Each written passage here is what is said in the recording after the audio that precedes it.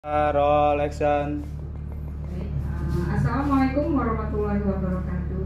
Waalaikumsalam warahmatullahi wabarakatuh. Di sini saya CGP Angkatan 11 atas nama Herti Mulyani akan mengajak Bapak dan Ibu Guru untuk berbagi ilmu.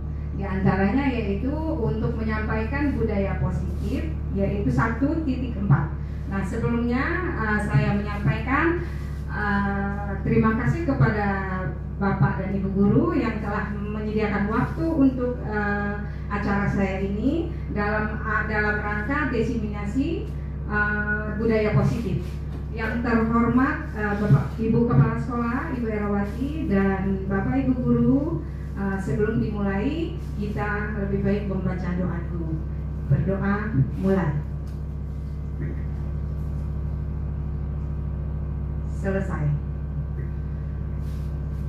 Bertepatan di bulan Agustus, sebelumnya Ibu akan mengajak, saya sendiri akan mengajak Bapak dan Ibu Guru untuk menyanyi dalam rangka menghormati, memperingati tanggal Hari HUT RI kita.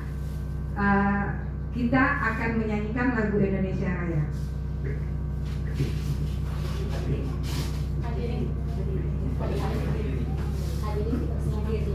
Hadirin diharap untuk berdiri.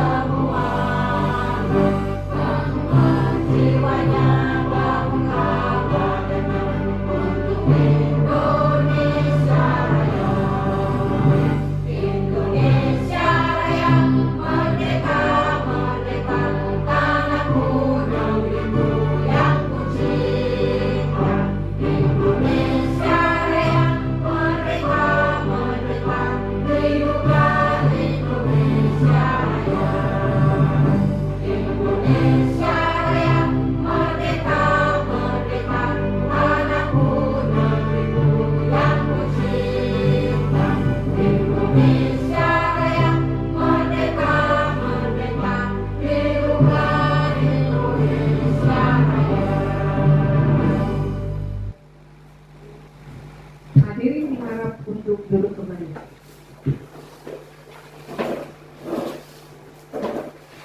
Ya, baik, bisa dimulai ya.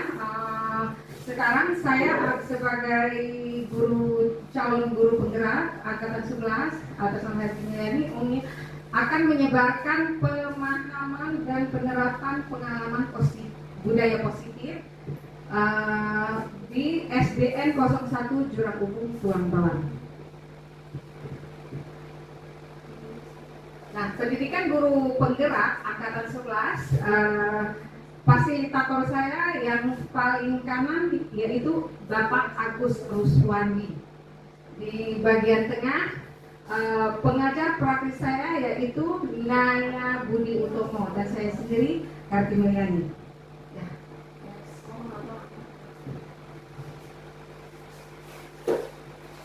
Konsep inti budaya positif ini ya, satu, perubahan paradigma pelajar, dua, disiplin positif, tiga, nilai-nilai kebajikan, empat, kebutuhan dasar manusia, lima, motivasi perilaku manusia, enam, positif kontrol guru, tujuh, keyakinan kelas, dan delapan, segitiga restitusi.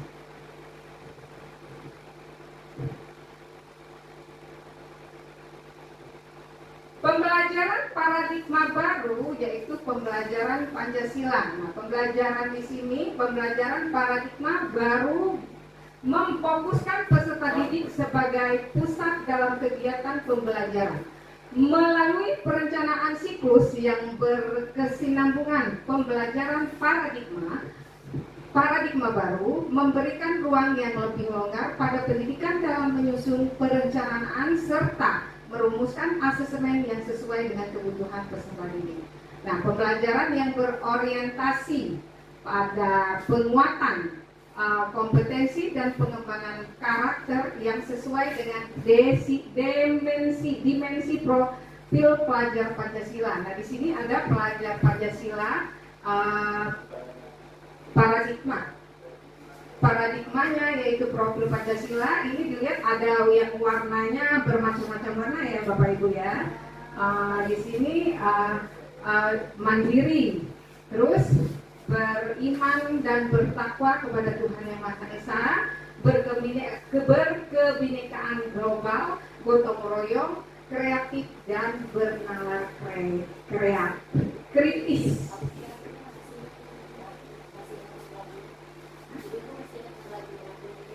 Oh ya, ibu-ibu masih ingat dengan lagu Profil Pelajar Pancasila? Kita explain dulu ya. Ayo, Pancasila. 1, 2, 3.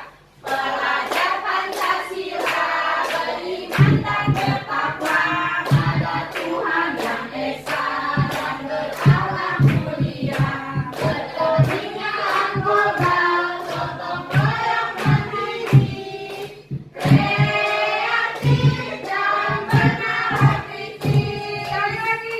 Pelajar Pancasila beriman dan bertakwa pada Tuhan Yang Esa dan berakhlak mulia, berkebinekaan global, gotong royong mandiri, kreatif dan bernalar kritis. Ya, lanjut.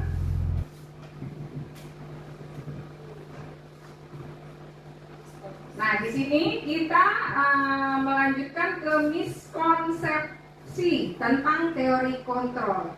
Nah, di sini ada ilusi guru kontrol pada murid. Ilusinya bahwa semua penguatan positif, efektif dan bermanfaat. Ilusi bahwa kritis dan membuat rasa bersalah mampu menguatkan karakter ya Bapak Ibu ya. Ini ilusi bahwa orang dewasa berhak memaksa.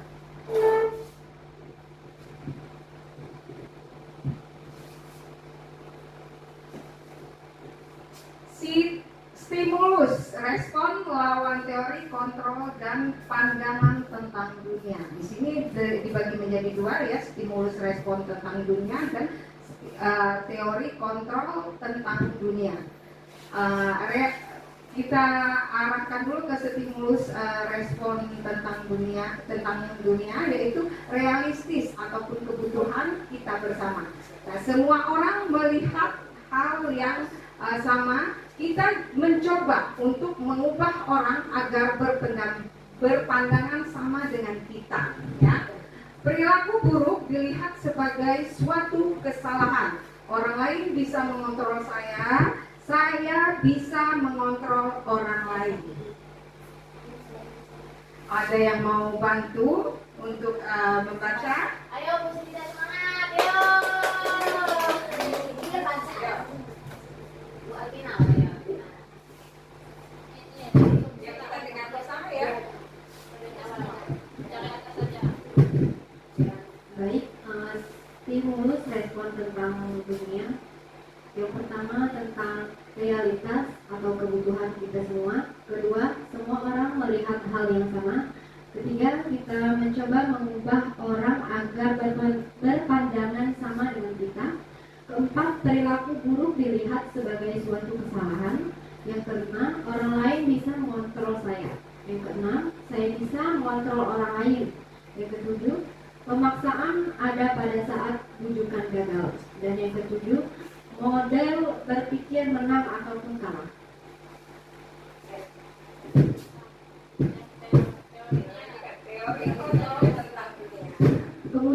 sampingnya tentang teori kontrol tentang dunia.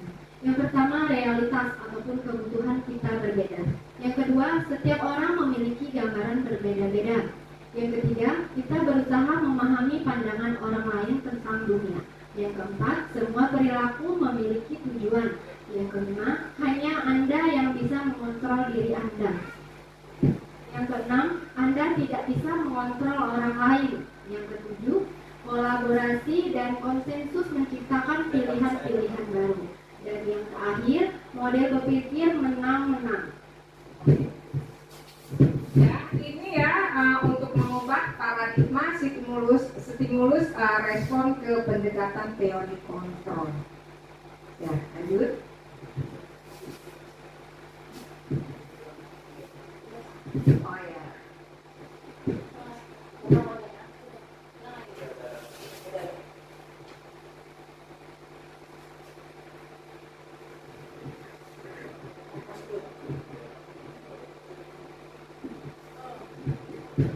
Oke, kita lanjut penerapan disiplin positif, pendekatan tanpa kekerasan maksud dan tujuannya ya. Diminta untuk Ibu Rosmani membacakan.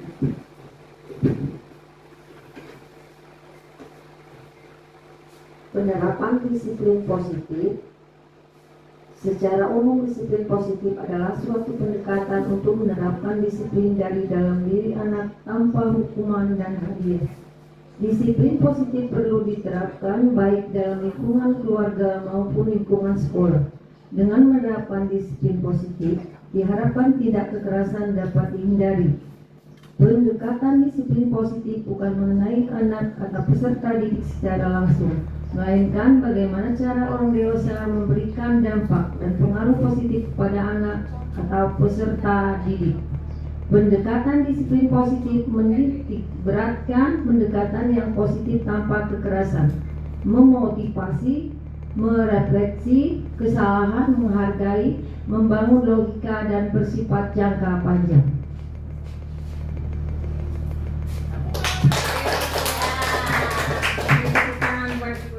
Nah, sekarang untuk penerapan positif, disiplin positif, secara umum untuk disiplin positif ada yang lebih mau menjelaskan lagi? Ayo silakan Pak Hendrik. Oke, terima kasih. Baik, terima kasih untuk Ibu Herti, calon CGW hebat yang sangat luar biasa angkatan 11. Beri tepuk tangan dulu untuk Ibu Herti, luar biasa. Karena mungkin sudah siang ibu-ibu ya, jadi kita SBG terlebih dahulu ya. Siap? Kita berdiri, tangan ke atas, menggapai bintang. Yuk, sama-sama kita berdiri semua. Boleh nanti cicik-cicik bun gak apa-apa. Siap ya?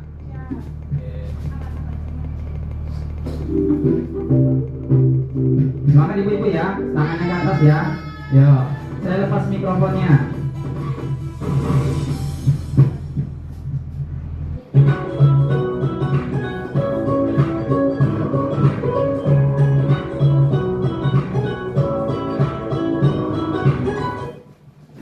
Tangan ke atas menggapai bintang, tangan ke samping burung yang terbang, tangan ke depan ikan berenang, duduk yang rapi siap berdoa. Tak-putar-putar, tangan diputar. Gulung-gulung-gulung, tangan digulung. Ular melingkar di pagar bundar. Kanan, kiri, atas, bawah, siap berdoa. Satu jari kanan, satu jari kiri, gabung menjadi dua, dua jembatan panjang. Dua jari kanan, dua jari kiri, gabung menjadi empat, dua kamera cekrek. Tiga jari kanan, tiga jari kiri, gabung menjadi enam, dua menara bintang. Empat jari kanan, empat jari kiri, gabung menjadi delapan, dua telinga kencing. Lima jari kanan, lima jari kiri, gabung menjadi 10, siap berdoa.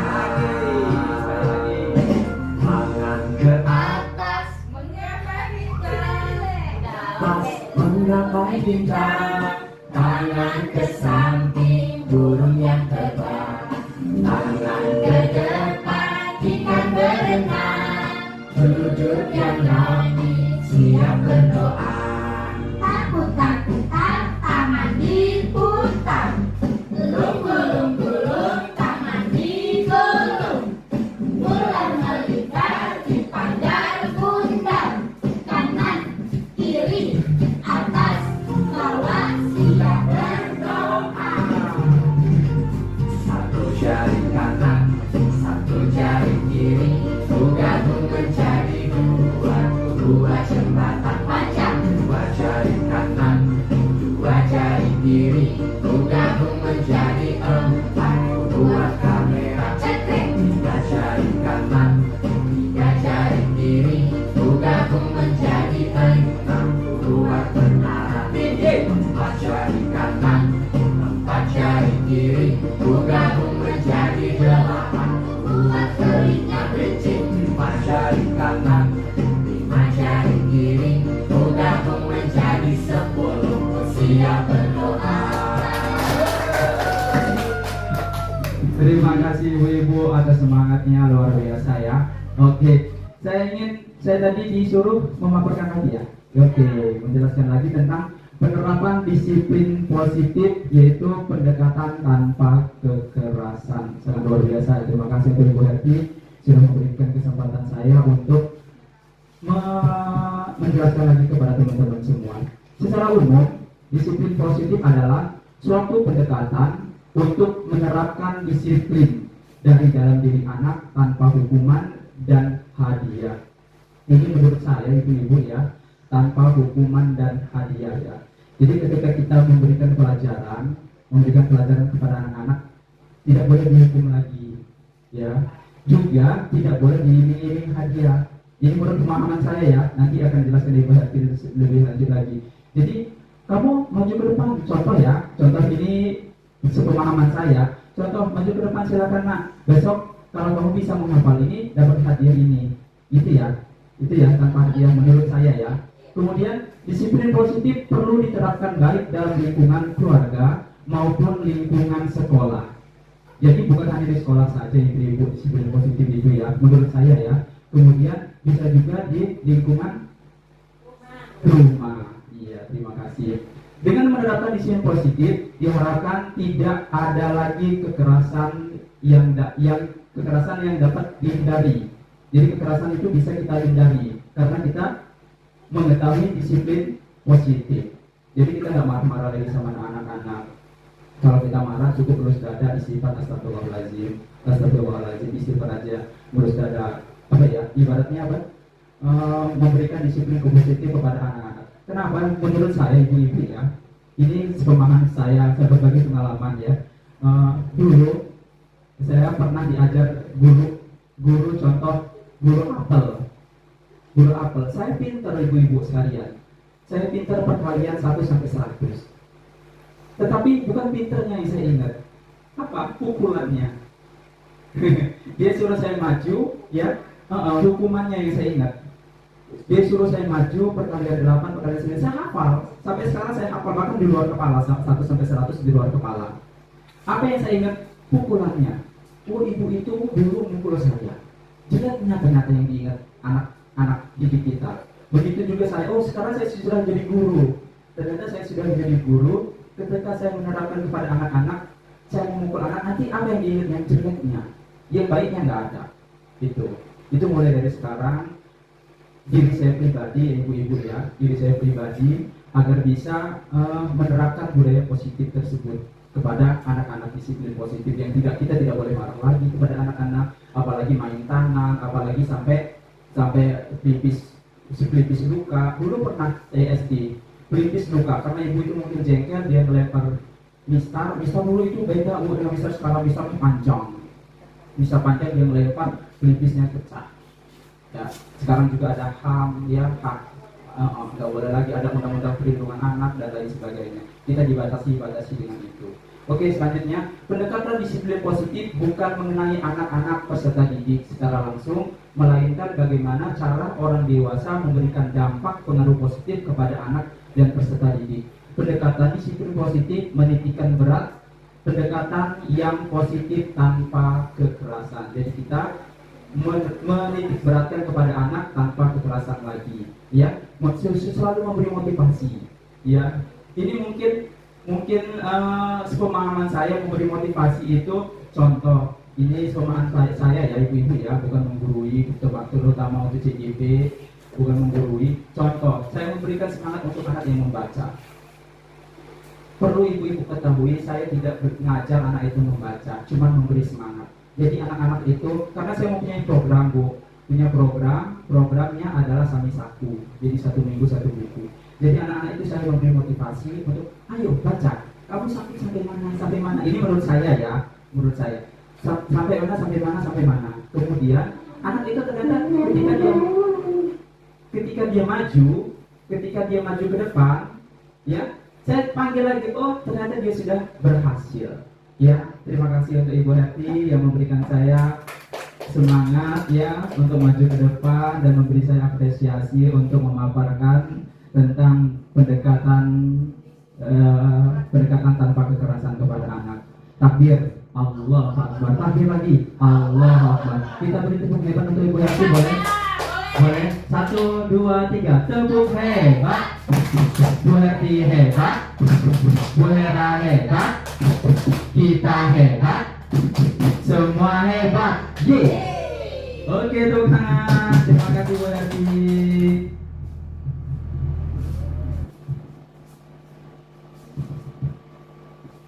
Ya, terima kasih dengan Pak Henry yang telah memaparkan penerapan disiplin positif yang sampai pengalamannya sendiri diceritakannya ya ibu-ibu ya. Sangat luar biasa, itu merupakan pengalaman dia Pak Henry, tetapi berupa ilmu juga untuk kita seorang guru ya. Pengalaman kita yang dulu memang yang disampaikan Pak Henry betul itu Bapak Ibu, betul. Nah, jadi itu untuk pengetahuan kita menjadi lebih supaya kita mengadakan pendekatan dengan tanpa kekerasan. Kalau dulu boleh karena belum ada HAM, tapi sekarang sudah ada HAM, jadi ada keterbatasan untuk melatih diri kita sebagai guru, melatih kesabaran kita. Oke.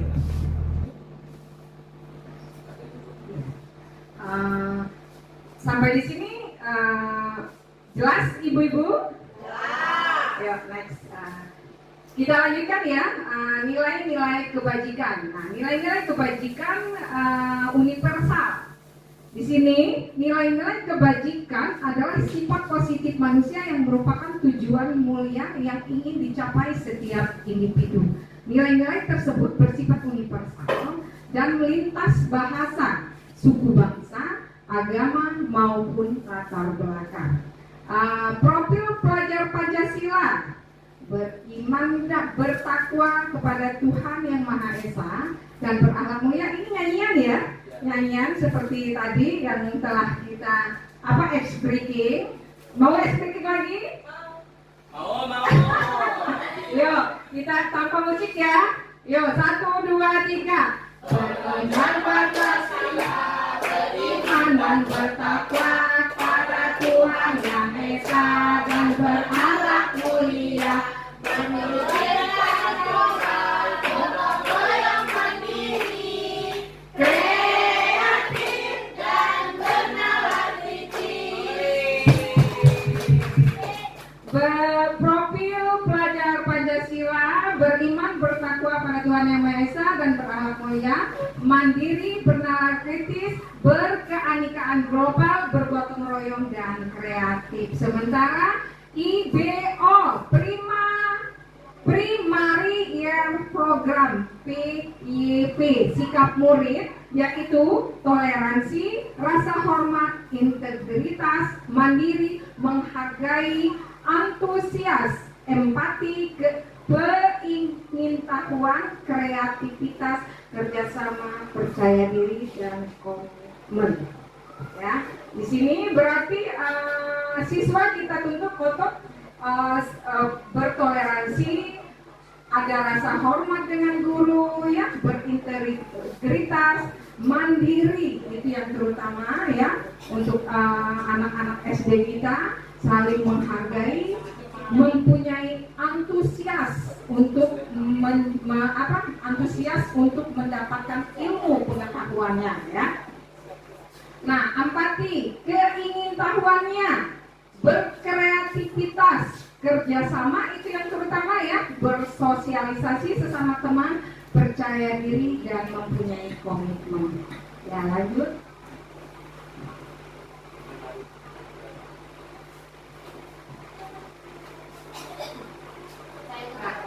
Ini 5 kebutuhan dasar manusia. Coba untuk Ibu Yunda bisa memaparkan tentang 5 kebutuhan dasar manusia. Oke, terima kasih banyak ya Bu Herti, luar biasa ya Bapak Ibu ya. Kita hari ini telah mengikuti diseminasi dari 1.4 budaya positif dari calon guru penggerak di SD 1 Jurang. Tepuk tangan dulu Bapak Ibu. Iya, semoga ilmu-ilmu yang disampaikan Ibu Herti bisa bermanfaat bagi kita. Tapi Bapak Ibu, sebelumnya kita akan melihat ke depan ada 5 kebutuhan dasar manusia. Tentunya kalau kita jadi manusia itu ada kebutuhan ya.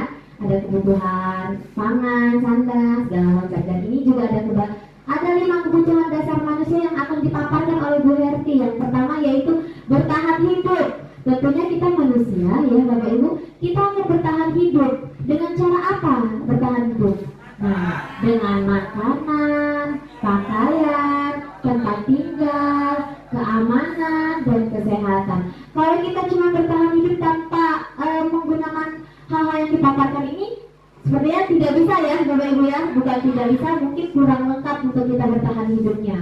Selanjutnya ada yang keduanya, ada apa Bapak Ibu? Kasih sayang. Siapa ini di sini yang kurang kasih sayang? Oke, iya. Kebutuhan dasar manusia yang kedua yaitu ada kasih sayang. Nah, tentunya kita sebagai manusia perlu untuk mendapatkan kasih sayang, yaitu ya rasa diterima. Misalnya di lingkungan sekolah kita, kalau misalnya kita diterima, kita senang ya Bapak Ibu ya, senang, diperdulikan. Kalau kita dikucilkan sepertinya tidak enak, tidak nyaman ya. Lalu ada kerjasama bagian dari kelompok. Nah itu ya seperti kita hari ini, kita bekerja sama, kita berpeduli untuk mensukseskan diseminasi dari Bu Herti. Tentunya itu adalah kasih sayang kita kepada Bu Herti ya Bapak Ibu ya. Iya. Selanjutnya kebutuhan dasar manusia yang ketiga ada kebebasan. Tentunya ibu-ibu kalau misalnya tidak ada kebebasan, kita tentunya tidak enak ya. Semuanya kita dibataskan. Jadi ada harga diri, keinginan untuk dianggap memimpin, berprestasi dan diakui. Selanjutnya ada kesenangan Bapak Ibu. Ada kesenangan yang kebutuhan dasar manusia yaitu keempat kesenangan. Ada apa aja Bapak Ibu? Mandiri, memilih pilihan, mencoba hal baru, mampu mengendalikan diri sendiri. Ya, tepuk tangan dulu dong. Iya, sebelum kita ke terakhir nih 5 kebutuhan dasar manusia yang terakhir ada penguasaan. Nah, di penguasaan ini Bapak Ibu, tentunya kita ketika kita bermain atau kita sedang melakukan sesuatu, itu tentu kita harus ada penguasaan dari diri kita sendiri. Itu adalah kebutuhan manusia, yaitu ada bermain, humor, antusiasme, atau tertawa. Itu ya, seperti itu ya Bapak Ibu ya. Ada yang masih belum paham tentang 5 kebutuhan dasar manusia? Sudah cukup ya? Oke, selanjutnya saya serahkan lagi kepada Bu Herti, nanti akan dijelaskan lagi oleh Bu Herti. Ya, terima kasih Ibu Yunda. Tadi sudah dikatakan Ibu Yunda yaitu 5 kebutuhan dasar manusia yang mempunyai 1. Bertahan hidup yang sudah dijelaskan dengan Ibu Yunda tadi. Bertahan hidup untuk kebutuhan pertamanya adalah makanan, pakaian, tempat tinggal, dan keamanan dan kesehatan. Misalnya bertahan hidup di lingkungan yang tidak aman, enak nggak? Ya. Nah, ketidakkeamanan contohnya misalnya ada yang bikin ribut di lingkungan kita ya, di lingkungan sekolah, lingkungan masyarakat, lingkungan rumah, kan nggak enak kan, nggak nyaman ya. Nah, jadi bertahan hidup, keamanan juga perlu, terutama kesehatan itu yang penting untuk bertahan hidup ya. Ibu lanjutkan, yaitu yang kedua untuk 5 kebutuhan dasar manusia, kasih sayang seperti yang sudah dipaparkan oleh Ibu Yuda tadi, rasa diterima. Rasa diterima, kalau kita tidak diterima di tempat kelompok tersebut, enak nggak ibu-ibu? Iya, dikucilkan, merasa nggak enak, tidak nyaman, akhirnya tidak betah di situ. Jadi akhirnya kita pergi di tempat itu karena tidak adanya rasa kasih sayang. Nah, dipedulikan, kerjasama yang baik dengan bagian dari kelompok tersebut, baru kita mendapat yang namanya kasih sayang, ya Bapak Ibu ya. Saya lanjutkan, yaitu kebebasan. Di dalam arti kebebasan ini yaitu harga diri. Harga diri yaitu mempunyai kebebasan, keinginan untuk dianggap memimpin, berprestasi dan diakui. Nah, untuk kebebasan yang kita berprestasi apapun, selagi itu bernilai positif, gitu ya, kita bebas. Baik siswa, baik guru itu bebas untuk melakukan mendapatkan berprestasi yang positif ya. Ibu lanjutkan, keempat, kesenangan. Kesenangan ini mempunyai yaitu mandiri, senang, mandiri. Kita mandiri dalam melaksanakan proses belajar di sekolah, kita merasa senang, ya, senang dan memilih pilihan, mencoba hal-hal yang baru, selagi dapat memberi contoh yang baik sesama kawan-kawannya, ya, baik kawan kita mengajar apapun pada siswa kita, teman-teman berkelompoknya. Nah, mencoba hal yang baru, terus mampu mengendalikan diri, sadar diri, ya, sadar diri. Kita tidak boleh semena-mena sama kawan, gitu ya. Jadi kita sesama guru juga harus bisa membatasi diri, sadar diri, ya. Nah, lanjut untuk 5, penguasaan. Penguasaan ini yaitu bermain, humor, ya. Kalau kita juga terlalu tegang juga bisa ribut antara kita, ya Bapak Ibu. Jadi kita, ya, bermain, humor itu juga penting untuk dalam pelaksanaan kita proses belajar mengajar. Antusiasme dan tertawa, senyum dengan kesenangan, ya. Yuk lanjut, next.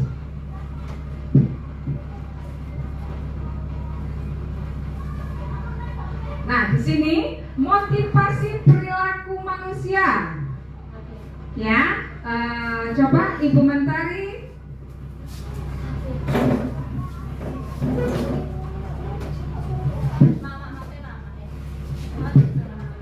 Di sini ada motivasi perilaku manusia dibagi menjadi 2, yaitu motivasi intrinsik dan motivasi ekstrinsik.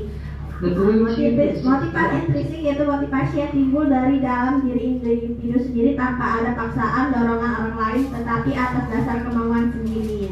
Seperti kita, ya, misalnya kita kalau ada keinginan, itu ada motivasi dari dalam diri sendiri, itu dinamakan motivasi intrinsik. Nah, sedangkan yang kedua yaitu motivasi ekstrinsik, yaitu motivasi ini timbul akibat pengaruh dari luar individu karena adanya ajakan, suruhan atau paksaan dari orang lain. Nah, seperti ini, misalnya kayak Ibu Herti mau ikut CGP karena dia melihat ada motivasi dari luar seperti Pak Henry, masa mau jadi Pak Henry jadi CGP juga. Jadi itu termasuk dengan motivasi intrinsik, yaitu motivasi timbul dari orang lain. Jadi motivasi kita sebagai manusia itu dibagi menjadi 2, yang pertama yaitu motivasi intrinsik dari dalam diri, dan kedua motivasi ekstrinsik dari luar. Terima kasih Ibu Herti. Terima kasih Ibu Mentari, tepuk tangan hebat.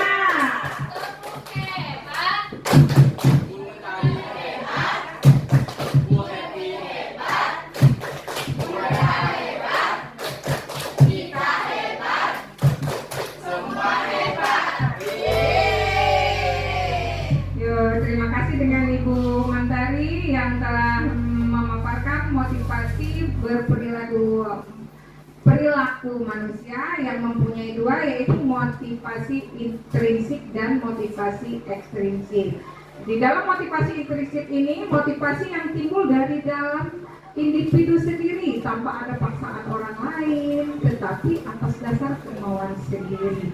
Contoh ya Bapak Ibu ya, motivasi intrinsik itu contohnya pada ibu sendiri punya keinginan untuk mendidik anak membaca, seperti yang sedang dipaparkan dengan Pak Henry tadi. Tidak ada paksaan ya, tidak ada paksaan. Jadi dari hati ibu sendiri ingin mendidik anak bisa membaca dari diri saya sendiri ya, tidak ada paksaan orang lain.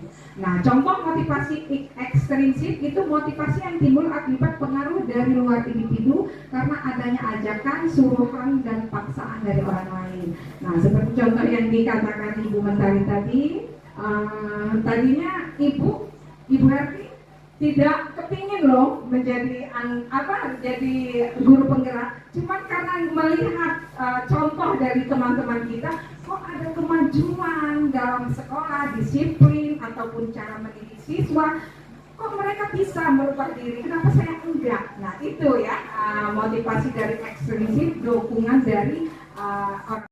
Itu adanya satu dua. Oke. Di sini ada hukuman, konsekuensi, dan restitusi. Untuk Ibu Yohana membacakan. Terima kasih dari Ibu Herti. Ini saya akan membacakan hukuman, konsekuensi, dan restitusi. Sekarang mengenai hukuman. Hukuman itu tidak terencana tiba-tiba. Murid tidak tahu apa yang terjadi atau tidak dilibatkan. Bersifat satu arah, berupa hukuman fisik dan psikis.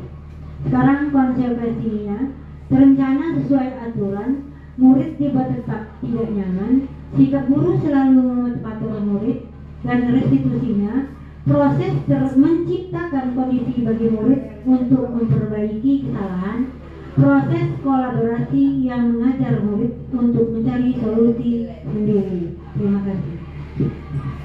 Terima kasih Bu Yohana. Sekarang Ibu pengen tahu contoh dari hukuman, konsekuensi, dan restitusi. Ayo, coba Pak Henry.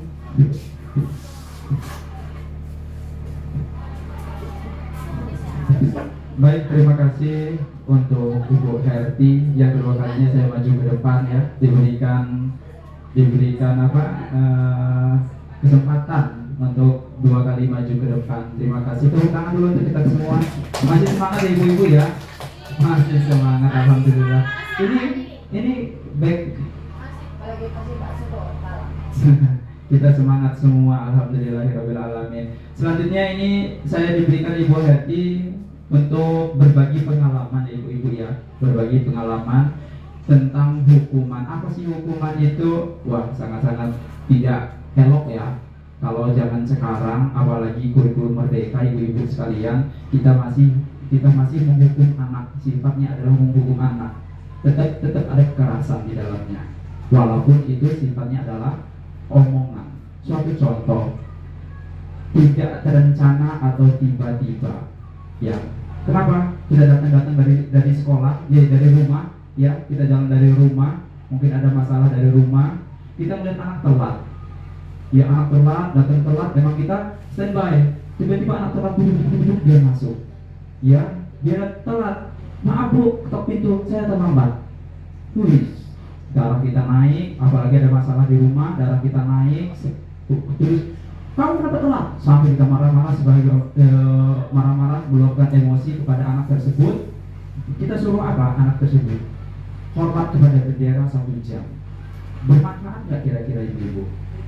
Nggak ada manfaatnya sama sekali, ya kan? Apalagi, contoh lagi, kamu berdiri di depan kelas, hanya berdiri aja, angkat 1 kaki, dijewer, itu berupa hukuman ibu-ibu. Apa yang diingat anak tersebut? Pak Henry itu jahat ternyata. Dulu saya disuruh keliling lapangan 50 kali, ya kan? Padahal itu menyakitkan fisik anak ya, fisikis anak, ya. Itu menurut saya, pendapat saya ibu-ibu ya. Kembali lagi ke ibu-ibu bagaimana menelaah tentang hukuman tersebut. murid tidak tahu apa yang terjadi dan dilibatkannya. Suatu contoh tadi, dia terlambat tiba-tiba, dia itu terlambat, ya. Seharusnya kita tanya dulu kenapa dan lain sebagainya, ya. Terus tiba-tiba dia kita kasih hukuman, entah dia sudah sarapan belum, entah dari rumah dia dimarah orang tua karena dia terlambat, atau dia di rumah itu jalan kakinya terlalu jauh menuju sekolahan, dia bangunnya kesiangan, kemungkinan ya karena kita ibaratnya mendisiplinkan anak. Itu benar sih, mendisiplinkan anak, tapi tidak dengan cara seperti tersebut. Dia kaget, loh kok saya berdiri di sini, saya tiba-tiba dihukum. Dia menjelaskan kepada gurunya nggak mau terima. Belum sampai ucapannya, gurunya sudah meluapkan emosi terlebih dahulu. Woi, kamu ini terlambat, besok nggak boleh kesini lagi ya, nggak boleh masuk. Silakan kamu berdiri di lapangan, hormat bendera 1 jam. Nah, dia nggak bisa meluapkan ungkapan anak tersebut, dia nggak bisa ya. Kenapa? Gurunya marah terus, ya ibu-ibu ya. Oke, selanjutnya bersifat satu arah, itu berupa hukuman fisik maupun psikis. Contoh hukuman fisik adalah apa kita ibu? Memukul, menjewer dan lain sebagainya, mendendang ya. Saya ini guru olahraga ya. Dulu saya di SMP 1 itu ada guru senior saya, dia pakai sepatunya itu apa Bu ya? Kalau kita bilang itu lancip depannya. Dan kalau kita nggak tertib, ditendang ya ujung ini kita, tulang kaki kita ini. Rasanya sampai ubun-ubun ibu-ibu. Apa yang saya ingat sekarang? Jeleknya bapak tersebut, ya kan? Saya nggak menilai baiknya, ternyata saya mengingat jeleknya. Ya, itu maka saya tanamkan di dalam hati saya. Semoga saya tidak seperti bapak itu. Semoga saya tidak seperti bapak itu. Dulu saya pernah, cuman sekarang sudah taubat. Dulu sempat pernah, tapi sekarang taubat. Insya Allah taubat dan taubat nasuha, benar-benar taubat Bu. Tidak akan diulang lagi. Selanjutnya, terima kasih untuk konsekuensi nanti bisa dijelaskan oleh guru lain. Ibu Mentari boleh bantu Ibu Mentari konsekuensi.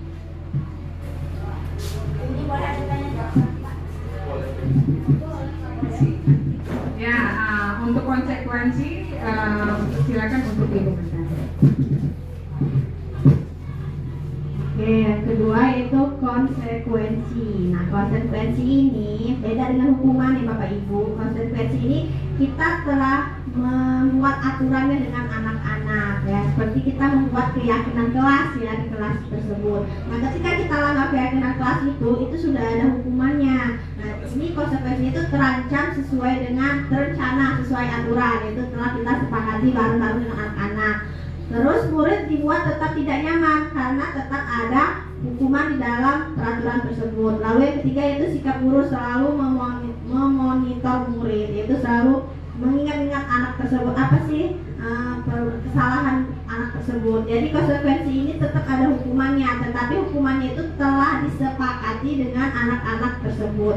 Jadi udah disepakati, udah tahu anak-anak ini membuat kesalahan. Jadi dia tahu konsekuensinya kalau dia melakukan kesalahan tersebut hukumannya apa. Misalnya kalau dia tidak memakai seragam, aturannya tidak memakai seragam. Kalau tidak memakai seragam yaitu keliling lapangan 10 kali.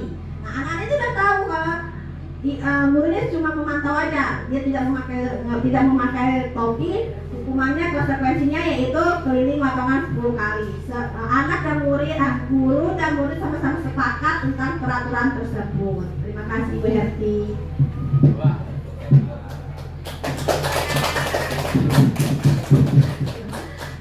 Mungkin restitusi ini saya sendiri yang akan menjelaskan, yaitu proses menciptakan kondisi bagi murid untuk memperbaiki kesalahan itu supaya mereka menyadari apa yang mereka lakukan dan apa konsekuensinya yang telah dijelaskan sama Ibu Mentari tadi, dan itu untuk supaya ke depan tidak melakukan kesalahan lagi ya. Proses kolaborasi dengan yang mengajar murid untuk mencari solusi sendiri. Jadi kesalahan apa yang telah disepakati itu untuk memperbaiki diri sendiri, mencari solusi sendiri. Di situ yang telah dijelaskan oleh hukuman tadi Pak Henry ya, menjelaskan hukuman, berarti hukuman itu nggak penting untuk kita proses belajar mengajar, nah ya. Bapak Ibu ya, terus konsekuensi tadi yang diberikan oleh Ibu Mentari yaitu contoh keyakinan kelas, hukuman yang disepakati dari murid itu sendiri dan harus dilaksanakan ya. Nah, begitu juga dengan restitusi itu untuk melaksanakan untuk tidak melakukan kesalahan lagi ke depannya. Ya, silakan. Kita lanjutkan untuk 5 next. Nah, 5 posisi kontrol guru. 5 posisi kontrol guru ini menghukum. Lanjutnya membuat rasa bersalah, menjadi teman dan pemantau manajer. Ya. Disiplin positifnya mempunyai 5 posisi kontrol guru, yaitu penghukum, pembuat rasa bersalah, teman, pemantau, dan manajer. Ya, lanjut.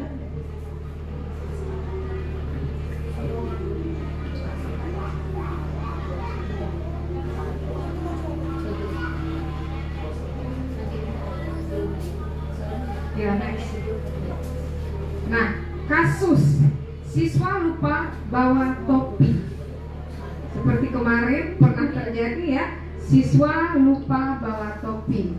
Penghukum hormat pada bendera 1 jam. Seperti yang dikatakan Pak Henry tadi, ada manfaatnya nggak kalau kita menghukum anak dalam melakukan kesalahan dengan berdiri di bendera 1 jam?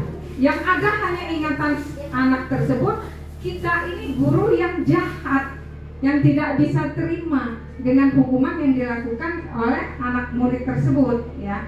Nah, teman, ayo dong nak ikut aturan sekolah, tidak susahkan, tolong bantu ibu sekali ini, jangan sampai berbuat seperti ini lagi.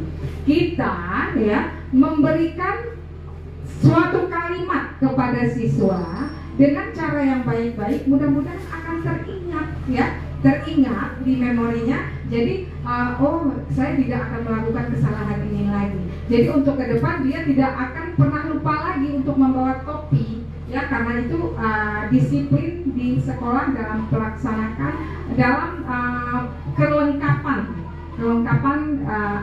atribut sekolah. Pemantau, kamu hari ini sudah melanggar peraturan sekolah. Kamu tahu kan konsekuensinya? Senin depan ibu tahu kamu sudah pakai topi. Itu memantau dengan kalimat tersebut untuk mengingatkan ke depan dia harus lengkap dengan atribut sekolahnya.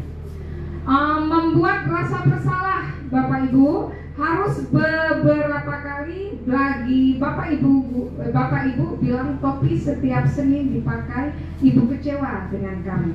Itu suatu kalimat yang membuat rasa bersalah mereka supaya tidak terulang lagi ya Bapak Ibu ya. Manajer, apakah kamu tahu kesalahanmu? Bagaimana kamu memperbaiki kesalahanmu?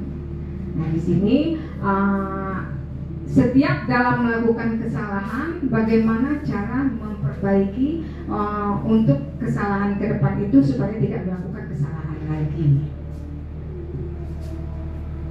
Ini kasus ya Bapak Ibu ya, kasus siswa yang lupa bawa topi. Penerapan 5 posisi kontrol guru yang mempunyai kasus siswa lupa bawa topi. Lanjut.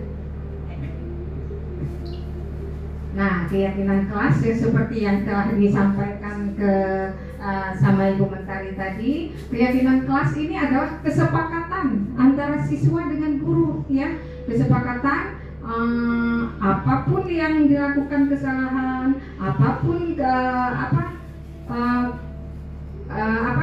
konsekuensi yang harus diterapkan, menerima hukuman dengan kesepakatan bersama. Ya.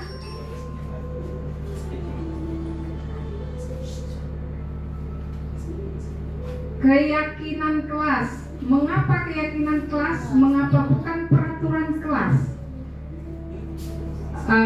Untuk Ibu Yunda, bagaimana cara untuk menjelaskan perbedaan antara keyakinan kelas dengan peraturan kelas? Ya, silakan. Iya, terima kasih Bu Herti. Jadi ini adalah keyakinan kelas. Mengapa keyakinan kelas? Mengapa bukan peraturan kelas? Jadi kalau keyakinan kelas Bapak Ibu, kita bentuk bersama-sama dengan kesepakatan bersama-sama dengan peserta didik kita. Sedangkan kalau peraturan kelas itu kita yang menciptakan peraturan tersebut dan peraturan itu tidak boleh dilanggar. Sedangkan kalau keyakinan kelas itu adalah adanya kesepakatan antara kita dengan peserta didik dengan konsekuensinya yang telah kita tentukan, seperti itu. Nah, kalau peraturan kelas itu kita sendiri yang menentukan dan hukumannya juga kita sendiri yang spontan yang menentukannya, seperti itu. Seperti itu Ibu Herti. Jadi kalau keyakinan kelas itu kesepakatan kita dan peserta didik. Oke, ya.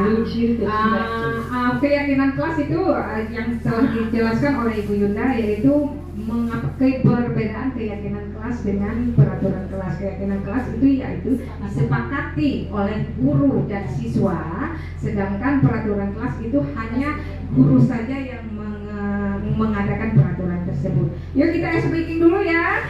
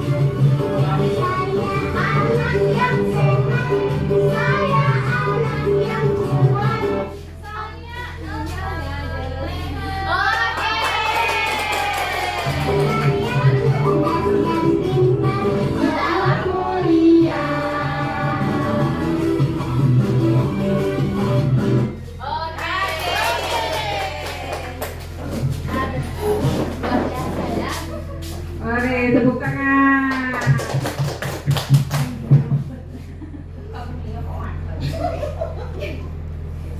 Yuk lanjut. Ya, sekarang untuk pembentukan keyakinan kelas. Di sini pembentukan keyakinan kelas bersifat lebih abstrak daripada peraturan yang lebih rinci dan konkret. Bersifat lebih abstrak daripada peraturan yang lebih rinci dan konkret. Ya, nomor 2, keyakinan kelas berupa pernyataan universal yang dibuat dalam bentuk kalimat positif. Dan ketiga, keyakinan kelas tidak dibuat dalam jumlah banyak sehingga mudah diingat dan dipahami oleh semua warga kelas. 4. Keyakinan kelas merupakan suatu yang tepat diterapkan di lingkungan kelas tersebut 5. Pembuatan keyakinan kelas melibatkan semua warga kelas melalui kegiatan curah pendapat. 6. Keyakinan kelas ditinjau kembali dari waktu ke waktu. Ya, next. Nah, di sini segitiga restitusi, Bapak Ibu, ya. Segitiga restitusi ini ya mempunyai validasi tindakan yang salah, menstabilkan identitas dan menyalakan keyakinan, ya.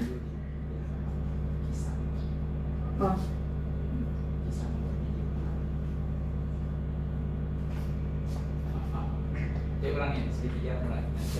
Oh ya, segitiga konstitusi. Sekarang gue video segitiga restitusi yang kemarin masih rekam dijabarin lagi gitu. Oke.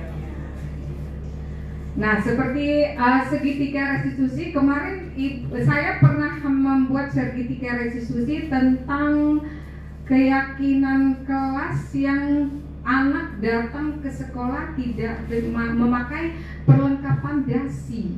Nah, di situ Ibu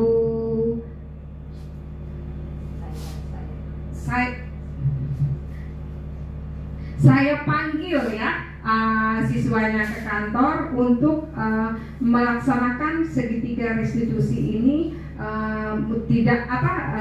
Kedepannya dia akan membawa perlengkapan atributnya setiap harinya, karena dia itu adalah peraturan yang diadakan di sekolah, tidak boleh dilanggar ya. Di sini kamu tentu punya alasan mengapa melakukannya tersebut, karena anak tersebut terburu-buru berangkat ke sekolah, jadi dasinya entah tinggal tidak pada tempatnya dari dicuci sama ibunya. Jadi tidak pada tempatnya, dia mau berangkat sekolah terburu-buru mencari dasi dulu setelah ibu tanya ya. Adakah cara yang lebih efektif untuk mendapatkan apa yang kamu butuhkan? Ternyata dia berjanji kemarin itu, si Denny ya, kemarin berjanji dia akan menyediakan dasi ataupun atribut perlengkapan pakaian yang dibutuhkan untuk sekolah dari malam hari. Jadi dia tidak akan terburu-buru, walaupun dia terburu-buru tetapi barangnya sudah pada tempatnya ya. Setiap orang pasti pernah melakukan kesalahan. Saya sendiri sebagai guru dulu pernah mengalami juga seperti itu. Jadi bukan hanya pada murid saya sendiri, murid sekarang aja, karena saya dulu pernah mengalami tersebut ya. Kamu bukan satu-satunya yang pernah melakukan ini. Jadi suatu kesalahan itu tidak hanya pada si Denny sendiri yang melakukannya, ada temannya juga yang lain pernah melakukannya. Bahkan saya sebagai guru juga pernah melakukan kesalahan tersebut. Kamu ingin menjadi orang yang seperti apa? Mengikuti apa keyakinan kelas, mau disiplin dengan pakaiannya, ya, disiplin tepat waktunya, dalam menjadi anak yang patuh dalam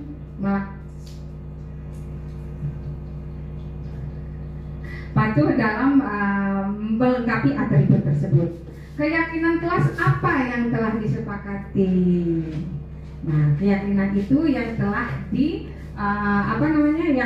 disepakati antara guru dan siswa tersebut ya, Bapak Ibu. Next.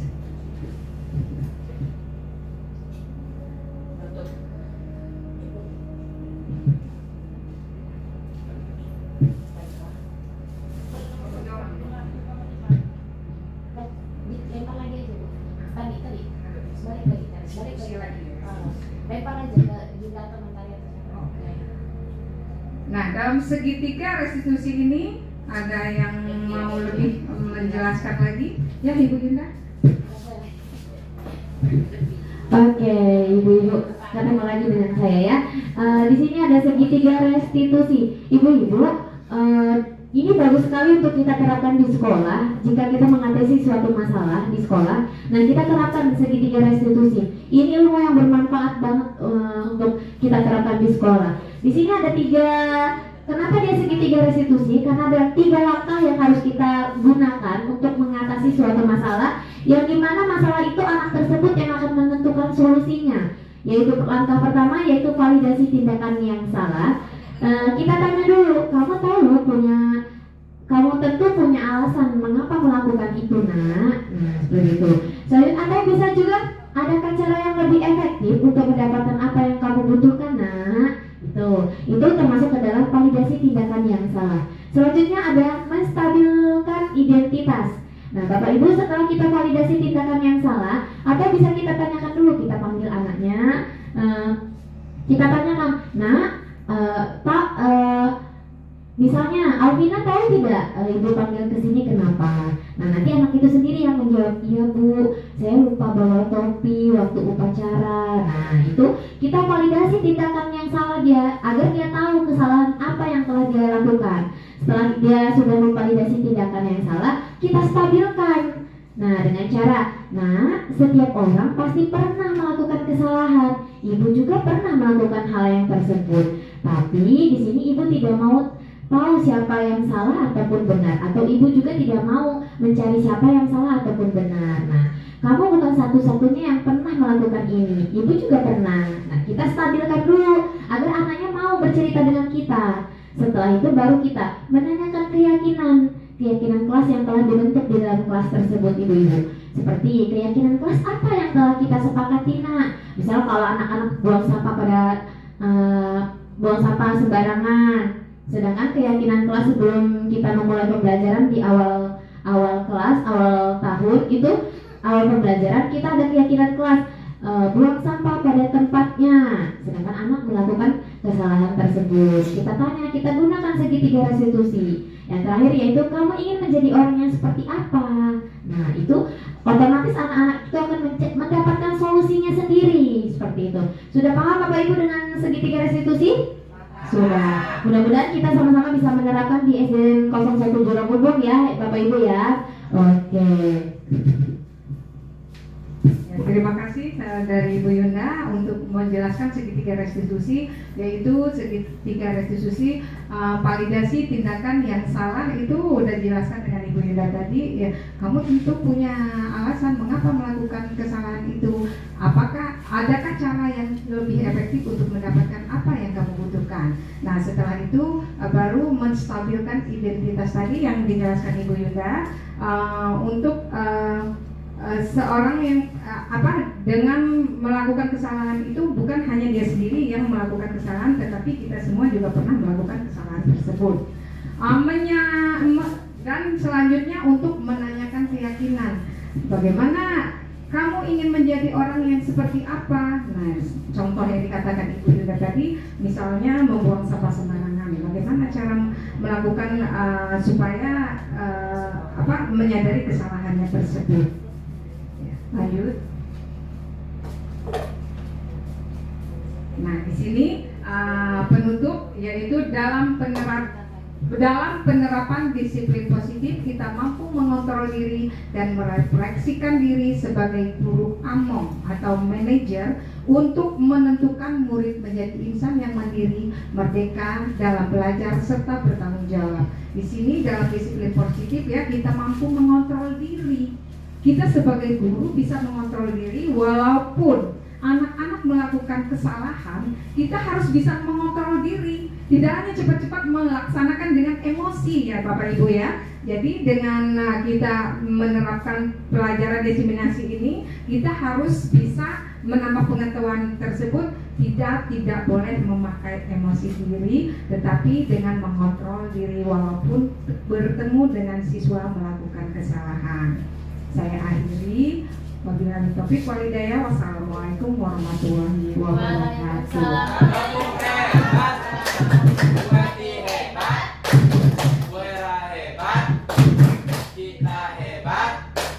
Semua hebat.